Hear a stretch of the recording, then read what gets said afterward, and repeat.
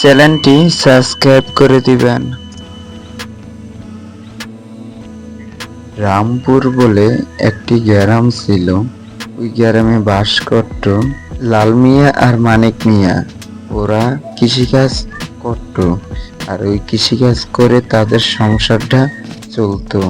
গ্রামবাসীরা যারা ছিল তারা সবাই কৃষিকাজ করত। তারা কৃষিকাজকে খুব পছন্দ করত। সকালে ঘুম থেকে উঠে ওই মাঠের দিকে রওনা দিত। মাঠে যে রাম মিয়া আর মানিক মিয়া অনেক পরিশ্রম করত, কারণ এখান থেকে অনেক ফসল হতো। একদিন জমিদার চলে আসলো। এই জমিগুলো সব কিন্তু এই জমিদার হঠাৎ চলে আসলো রাম মিয়া আর মানিক মিয়ার কাছে। এসে তাদেরকে বলতে আছে, এই জমিতে তোমরা আর কোনো চাষ করতে পারবা না। এই জমিন আমি বিক্রি করে দিব। এই জমিনে আর তোমরা কাজ করবা না। আমি ভালো দামে এই জমিন বিক্রি করে দেব। রাম মিয়া আর মানিক মিয়া কথাগুলো শুনে অনেক কষ্ট পেল, কিন্তু কিছু করার নাই। এই জমিনগুলো তো জমিদারে তো বলে গেছে এই জমিতে আর চাষ করতে না। রাম মিয়া আর মানিক মিয়া মন খারাপ করে দাঁড়ায় আছে। এখন তারা কি করবে? জমিদারে তো এই কথা বলে গেছে। কিন্তু তারা বাড়িতে গেল। বাড়িতে গিয়ে ভাবতে আছে তারা এখন কি করবে, কি করে এই সংসারটা চলবে। তারা তো না খেয়ে মারা যাবে। তাই অনেক গ্রামবাসী মিলে ভাবতে আছে। তাই তারা ভাবতে আছে যে জমিদারের কাছে যাবে, জমিদারকে যায়া সব কথা বলবে। তাই তারা জমিদারের বাড়ির দিকে রওনা দিল। জমিদার বাড়ি চলে আসলো। এসে দেখতে পেল জমিদারের মেয়েকে একটি পাগলা কুকুর খুব রাগান্বিত হয়ে তাকে কামড় দেবে। তা দেখে গ্রামবাসী ছুটে গেল ওই মেয়েটার কাছে। পাগলা কুকুর খুব রাগান্বিত হয়ে মেয়েটাকে অনেক করতে আছে। তাই মেয়েটা খুব ভয় পাইতে আছে। কিন্তু গ্রামবাসীকে দেখে কুকুরটা খুব ভয় পেল। খুব ভয় পেয়ে কুকুরটা অনেক অনেক জোরে দৌড় দিল।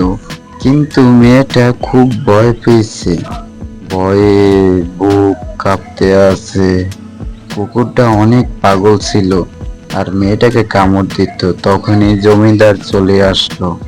জমিদারে বাজারে কাজে গিয়েছিল, আর ওই জমিটা বিক্রি করবে ওই হিসাবে কাজে গিয়েছিল।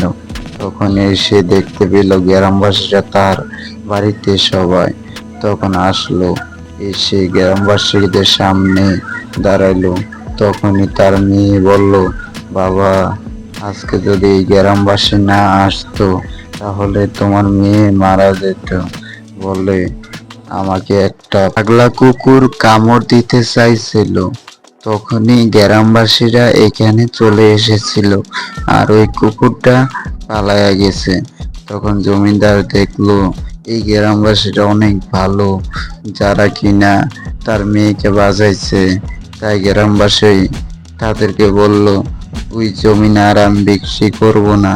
ওই জমিনে তোমরা চাষ করো, আর আমাকে যা মন চায় তোমরা দিও।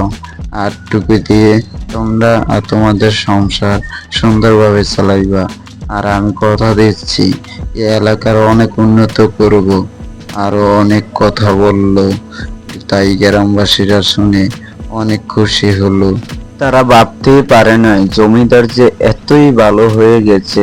আর তারা সকালবেলা ঘুম থেকে উঠে ওই মাঠের দিকে রওনা দিল।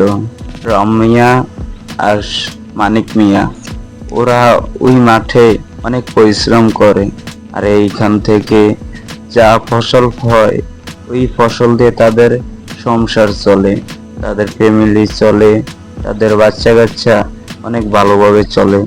তারা ভাবতে আছে এবারে ফসল বাজারে বিক্রি করে অনেক টাকা পাবে, কারণ এইবার ফসল অনেক সুন্দর হয়েছে আর অনেক পুষ্ট হয়েছে। তাই তারা অনেক হাসি খুশি জীবন কাটতে আছে তাদের।